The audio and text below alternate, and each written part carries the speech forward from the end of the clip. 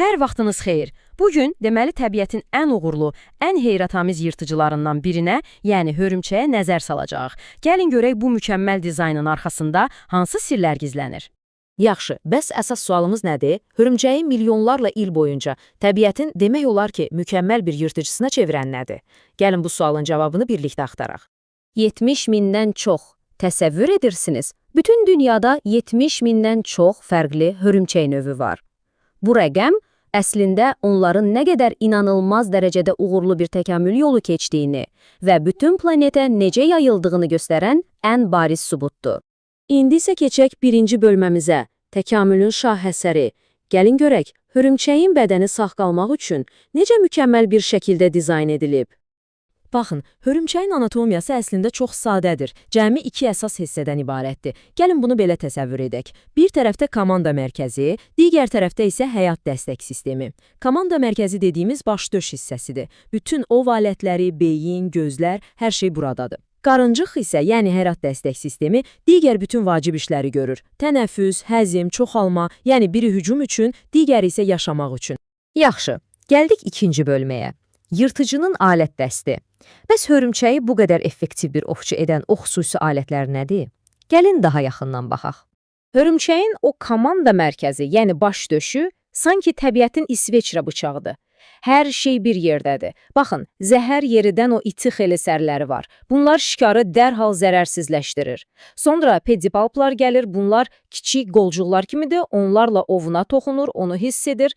8 gözü ilə hər tərəfdən gələn hərəkəti tutur və təbii ki 8 ayağı. Onlarla inanılmaz dərəcədə cəld hərəkət edir. Yəni hər bir detalın öz yeri, öz məqsədi var.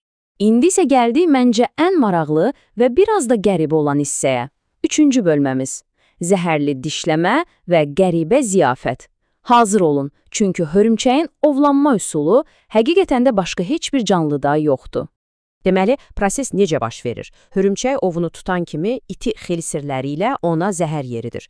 Amma baxın, burada bir məqam var. Bu zəhər sadəcə öldürmür. Bu zəhər eyni zamanda güclü bir həzm şirəsidir. Yəni o, şikarın bütün daxili orqanlarını içərdən əridib bir növ şorba halına gətirir. Beləliklə, hörümçək ziyafətə başlamazdan əvvəl yemək artıq onun üçün hazır olur. Bütün çətin işi zəhər görür. Bir saniyə dayanıb bunu düşünək. Həzm prosesi bədənin xaricində başlayır, içində yox, çöldə. Bu, təbiətdə o qədər nadir bir şeydir ki, demək olar ki, heç rast gəlinmir. İnanılmazdır, deyilmi? Və bax, məhz bu qabiliyyət hörümçəyi heyvanlar aləmində tamamilə bənzərsiz, yəni unikal edir.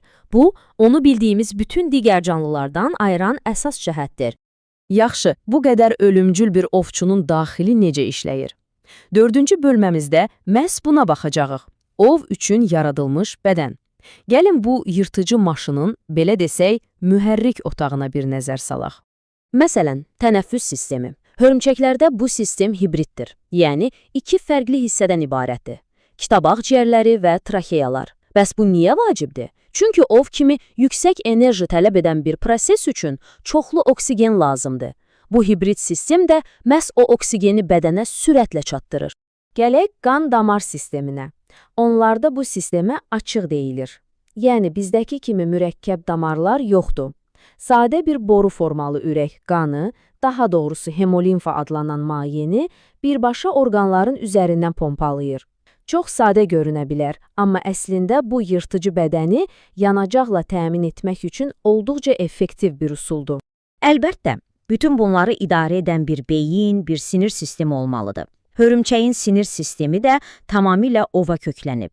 Mərkəzdə yerləşən sinir düyünləri, yəni qanqlionlar, əsl bir missiya idarə etmə mərkəzi kimidir.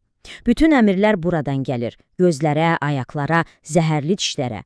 Ov üçün lazım olan o ani, ölümcül dəqiqliklə edilən hərəkətləri məhz bu mərkəz təmin edir. Yaxşı, bütün bu mükəmməl sistemlər, bu ölümcül dizayn bir nəsillə bitməməlidir, elə deyilmi? Gəldik son bölməmizə, növbəti nəslin təminatı.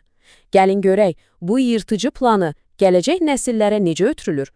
Hörümçəyin həyatı əslində bircə məqsədə xidmət edir, növün davamlılığı.